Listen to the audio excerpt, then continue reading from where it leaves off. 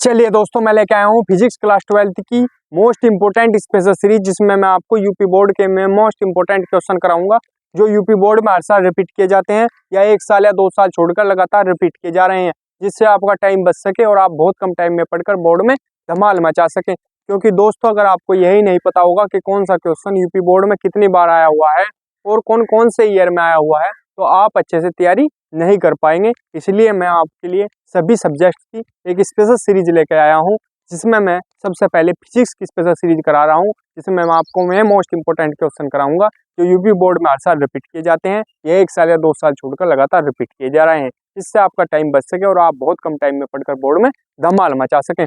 तो इसके जो 4 पार्ट हैं, छोटे छोटे पार्ट हैं, 8-8, 10-10 मिनट के में मैंने अपलोड कर दिए हैं। आप जल्दी जल्दी जाकर उन्हें देख सकते हैं। ये मैं लेके आया हूँ 5वां पार्ट इस special series physics class 12th का। तो चलिए देखते हैं इसमें क्वेश्चन क्या है। पहला, गॉस की परमें लिखिए तथा उसको सिद्ध कीजिए।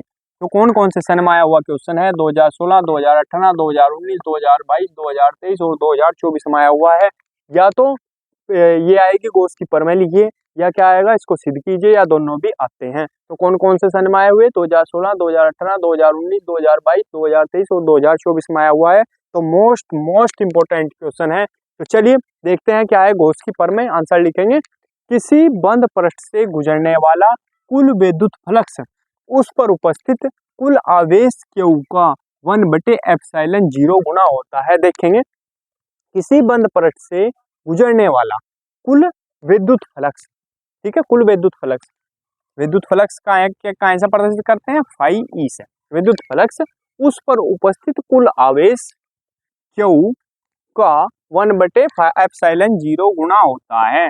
1/ε0 गुना होता है, यही तो लिखा। तो फाई ई बराबर हमारे पास क्या बन जाएगा? Q/ε0। तो अगर हमें पता है फाई ई बराबर Q/ε0 होता है, तो हम गॉस की परमें लिख सकते हैं, डेफिनेशन इसकी बना सकते हैं। तो जहां ε0 वायु अथवा निर्वात की विद्युतशीलता है। ठीक है दोस्तों, चलो अब करते हैं हम इसे सिद्ध। ठीक है, ये सिद्ध करेंगे, चित्र बना लेंगे सिद्ध, इसे मिटो कर फिर कराऊंगा। ठीक है, ये O है, ये प्लस Q है, ये D ओमेगा है। ठीक है, ये ध्यान रखेंगे बस। ये थीटा है, ये E वेक्टर है, ये DA है। ठीक है, ये DA वेक्टर है। ठीक है, ये A है, ये बिंदु P है हमारे पास। ठीक है, इसका ध्यान रखेंगे। अब चलेंगे, इसे मैं साफ कर रहा, स्क्रीनशॉट ले लो इसका, फिर आगे बढ़ेंगे जल्दी से जल्दी चलेंगे दोस्तों। चित्र तो हमने बना दिया इसका पिछले में। ठीक है, अब इसे प्रूफ करेंगे। ठीक है, लिखेंगे क्या? बिंदु P पर विद्युत क्षेत्र की, फालतू कुछ नहीं लिखना, जो इम्पोर्टेंट है वही लिखना। ठीक है, विद्युत क्षेत्र की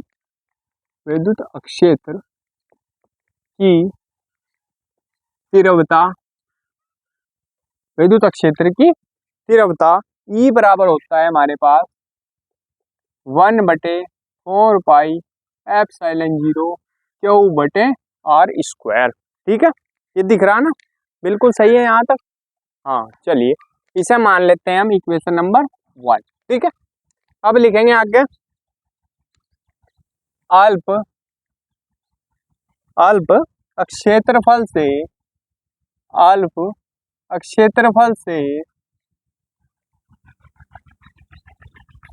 गुजरने वाला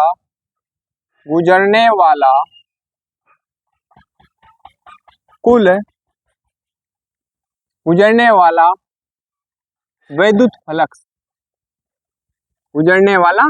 विद्युत फ्लक्स क्या होता है?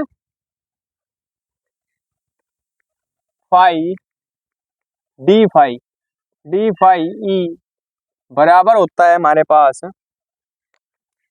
E vector dot DA vector. ठीक है यहाँ तक। अब चलेंगे आगे, डी फाई ई बराबर, इसे क्या लिखेंगे हम? EDA cos theta. क्यों लिखेंगे? क्योंकि हमारे पास फॉर्मूला होता है A vector dot B vector बराबर AB कोस थीटा। ठीक है, ये फॉर्मूला होता है। इस फॉर्मूले का यूज करके हमने क्या लिख दिया? A vector dot B vector बराबर AB कोस थीटा। ठीक है, यहाँ तक समझ आ गया कैसा हुआ। देखो ये ए ही वेक्टर था, इसका वेक्टर हट जाएगा यानी फॉर्मूले के अकॉर्डिंग दोनों में से। ठीक है, ई का भी वेक्टर हट गया, डी ए का भी हट गया और इसके साथ क्या लग जाएगा, कोस थीटा। ठीक है, अब चलेंगे आगे। तो डी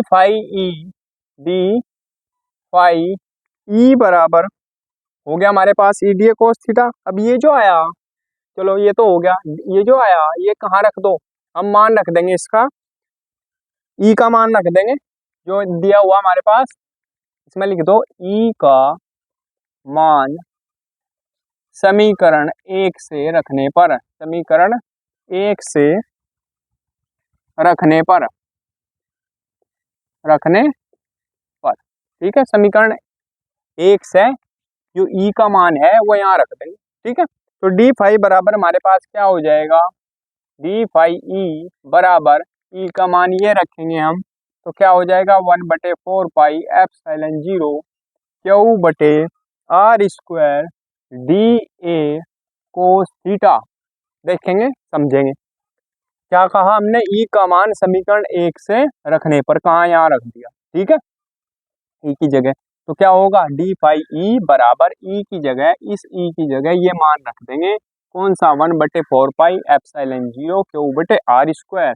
तो ये ई की जगह रखा, डी ए कोस थीटा इसके साथ है। ठीक है, अब चलो आगे, अब क्या करेंगे, समाकलन कर देंगे इसका, क्या कर देंगे, समाकलन लिख देंगे, समाकलन करने पर, मैथ में जो क्लास 12 के हैं उन्हें पता समाकलन क्या होगा। ठीक है, अभी पढ़ा या नहीं पढ़ा ये अलग मैटर है। ठीक है, तो क्या हो जाएगा, समाकलन का चिन्ह लगाएंगे, डी फाई ई बराबर समाकलन 1/4 पाई एप्सिलॉन 0 क्यू बटे आर स्क्वायर डी बटे cos theta, D A cos theta. ठीक है, ये है हमारे पास।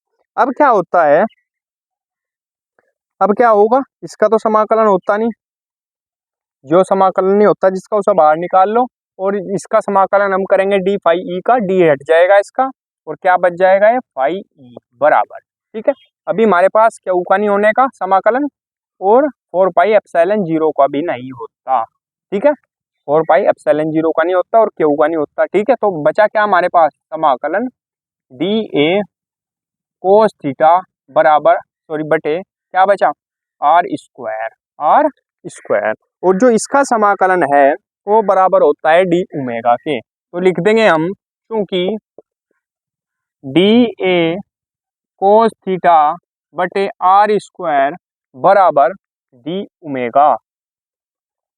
ठीक है, डी ओमेगा, तो इसकी जगह अब हम क्या रख देंगे, डी ओमेगा, इसकी जगह हम क्या रख देंगे, डी ओमेगा। तो चले देखेंगे आगे क्या लिखा जाएगा, फाई ई बराबर क्या बन जाएगा, क्यू बटे 4 पाई एप्सिलॉन 0, इसकी जगह हम रख देंगे पूरे की डी ओमेगा। ठीक है, तो क्या लिख देंगे, डी ओमेगा। ठीक है, यहाँ तक कोई दिक्कत नहीं है, बिल्कुल सही चल रहा। अब चलेंगे आगे, तो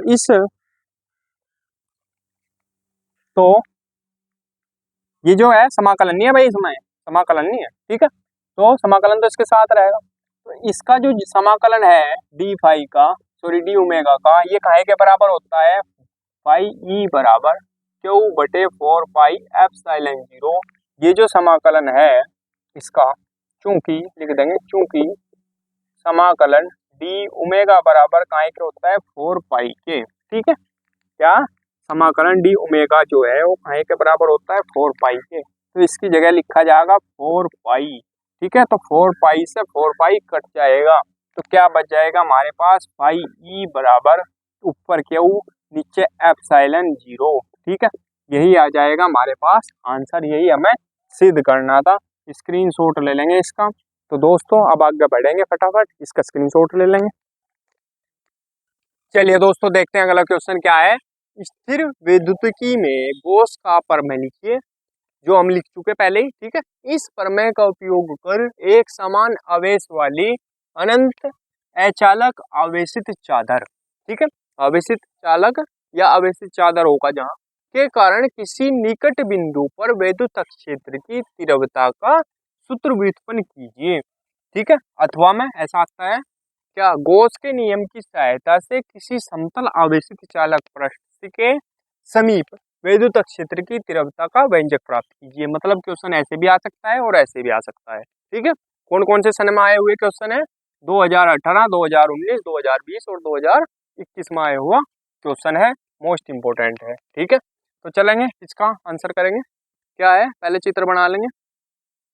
ठीक है, ये चित्र बनाएंगे। ये क्या है? गोशीय पृष्ठ। ये S1, ये S2, ये S3। ठीक है, ये A है बीच में। ठीक है, और ये बिंदु क्या है? P। ठीक है, ये DA वेक्टर है, ये E वेक्टर है, और यहाँ से यहाँ तक की जो दूरी है वो कितनी है? R है। ठीक है, ये भी DA वेक्टर है, ये भी E वेक्टर है। ठीक है, ये पॉजिटिव पॉजिटिव, ये समतल आवेशित चादर है। ठीक है, अब क्या करेंगे? इसका स्क्रीनशॉट ले लेंगे। ठीक है, फिर आगे इसका सॉल्यूशन करेंगे। चलिए दोस्तों, अब लिखेंगे आगे इसमें, करेंगे इसका सॉल्यूशन। चित्र तो हमने बना लिया था, अब लिखेंगे। ठीक है, फाई ई बराबर होता है फाई1 प्लस फाई2 के। ठीक है, जो मेन चीज है बस वो लिखनी शुरू करेंगे, फालतू की कथा कुछ नहीं लिखनी। ठीक है, और फॉर्मूला है हमारे पास फाई ई बराबर क्या होता है? E vector dot D A vector. ठीक है, प्लस का चिन्ह। ऐसे ही इसका होगा formula E vector dot D A vector. ठीक है, और इनका होगा समाकलन, ये कहाँ है के सापेक्ष? S1 के लिमिट, और ये S2 के। ठीक है, ठीक है, यहाँ तक ध्यान है। अब चलेंगे आगे। ठीक है, अब हमारे पास फॉर्मूला हमने पिछले इसमें भी कराया था क्वेश्चन में, कि हमारे पास जो फॉर्मूला है वो होता है क्या? ई वेक्टर और डी ए वेक्टर जहाँ होंगे वहाँ लिखेंगे हम E D A cos theta. ठीक है, ऐसे ही प्लस इसमें करेंगे समाकलन S2 में E D A cos theta. ठीक है, आगे बात समझिए में, क्योंकि हमारे पास जो फॉर्मूला है ई वेक्टर सॉरी ए वेक्टर डॉट बी वेक्टर बराबर होता है ए बी कोस थीटा, ये बताया था। ठीक है, अब चलेंगे आगे। अब क्या होगा? फाई ई बराबर क्या होगा? क्योंकि एक ये लिख देंगे, क्योंकि जो है हमारे पास थीटा बराबर कितना है? 90, 0। थीटा बराबर कितना है? 0। ठीक है, थीटा बराबर कितना है? 0। जब थीटा बराबर 0 है तो क्या हो गया? जो कोस थीटा है, चलो रख लो पहले, मान रख लो S1 ई, ऐसा समझ में नहीं आने का, वरना 0 अंश प्लस S2, थीटा की जगह 0 अंश रख लिया। ठीक है, यहाँ भी ई डी ए कोस 0 अंश। ठीक है, अब जो क्योंकि लिख देंगे कोस 0 अंश बराबर होता है 1। ठीक है, तो ये क्या हो जाएगा? जब ये 1 हो जाएगा तो ये क्या बच जाएगा हमारे पास? ई डी ए, और ये भी बच जाएगा समाकलन S2 ई डी ए। ठीक है, ये भी खत्म, ये भी खत्म। ठीक है, क्योंकि 1 1 हो गया तो खत्म हो गया। ठीक है, हमारे पास जो समाकलन है ई का तो होता नहीं, किसका होगा? डी ए का खाली। तो फाई ई बराबर हमारे पास हो जाएगा, ई को बाहर ले लेंगे, समाकलन S1 किसका? डी ए का, प्लस ऐसे ही इसमें ई को बाहर ले लेंगे और समाकलन S2 किसका? डी ए का। ठीक है, यहाँ तक कोई दिक्कत नहीं है। और जो ये है ये लिखेंगे, दिख रहा ना सही? हाँ, ये लिख देंगे, परंतु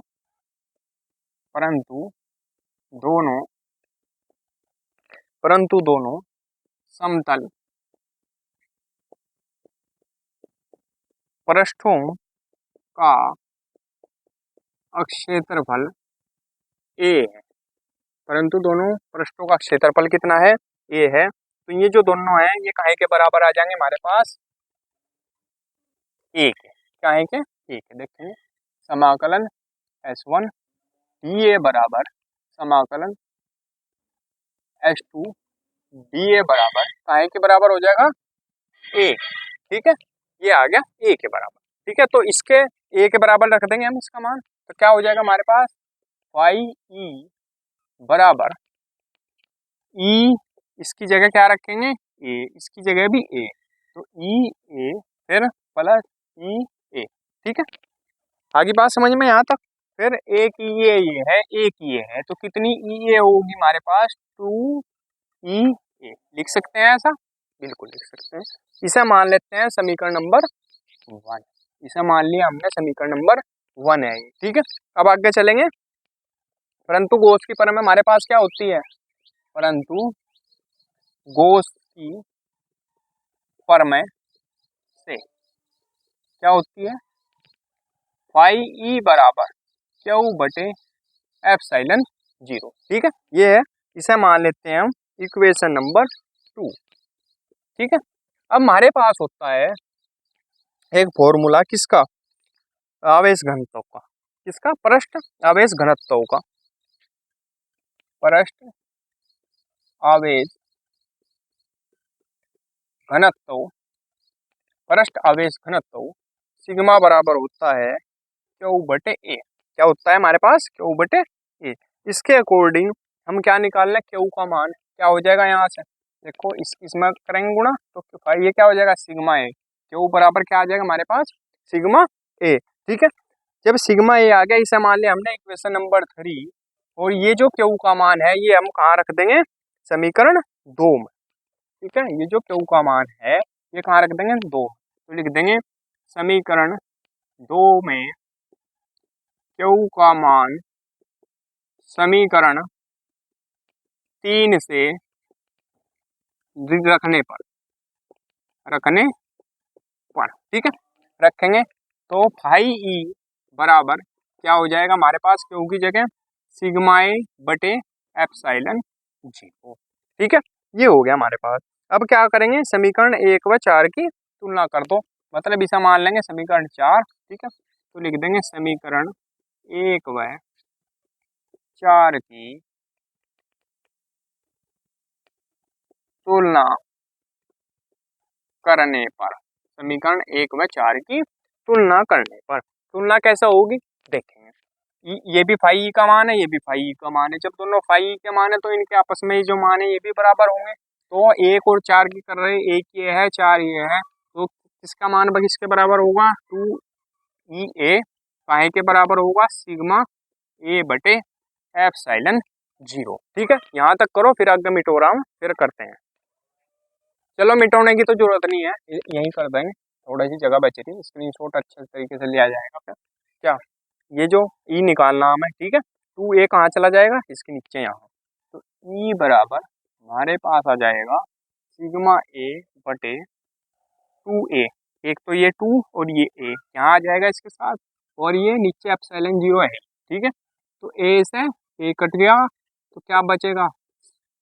ई बराबर सिग्मा बटे नीचे 2 और एप्सिलॉन 0, मात्रक लगा देंगे न्यूटन प्रति कूलम, ठीक है। यही आ जाएगा इसका आंसर, यही हमें सिद्ध करना था। स्क्रीनशॉट ले लेंगे। तो दोस्तों ये पार्ट हमने कंप्लीट कर लिया है। अगर दोस्तों वीडियो अच्छी लगी हो तो प्लीज़ वीडियो को लाइक कीजिएगा, कमेंट कीजिए और हमारे चैनल को सब्सक्राइब कीजिए। मिलते हैं अगले पार्ट में, तब तक के लिए धन्यवाद।